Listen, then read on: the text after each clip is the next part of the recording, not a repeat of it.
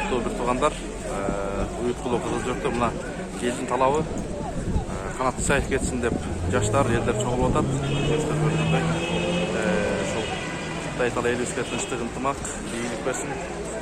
Садыр Торгожоевичке Кудай таала данышмандылык берсин, сабыр берсин иншалла. Мен азыр элдин талабы болуп атат, өзүңүздөр көрүп атасыздар. Элдин мүдөөсү бардык нерседен бийик туруш керек. Эл менен сен бийиксиң, элден чыксаң бийиксиң деп элибиз Арыстанбек атабыз бекер айтып кетпесе керек. Ошон үчүн биз дайыма эл менен болушубуз керек. Кыргызстанда адилеттүүлүк, туруктуулук болуш керек.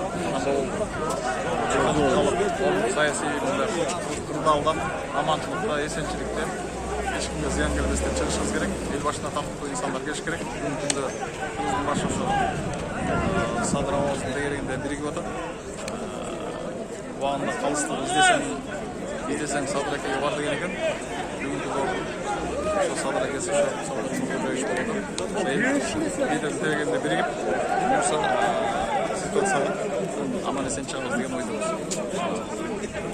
Урматтуу туугандар, ал эле бирок сынбайт. Садырдын ушунча чыдап келгенине биз таазим этебиз. Садыр биз үчүн, эл үчүн жөмөдө турду. Садырга биз карызбыз. Урматтуу төрөлөр, эл менен эсептеш керек. Эл менен эсептеш керек. Элди боюнча ойлобогула. Эсиң бар дейт, тегиң жап дейт.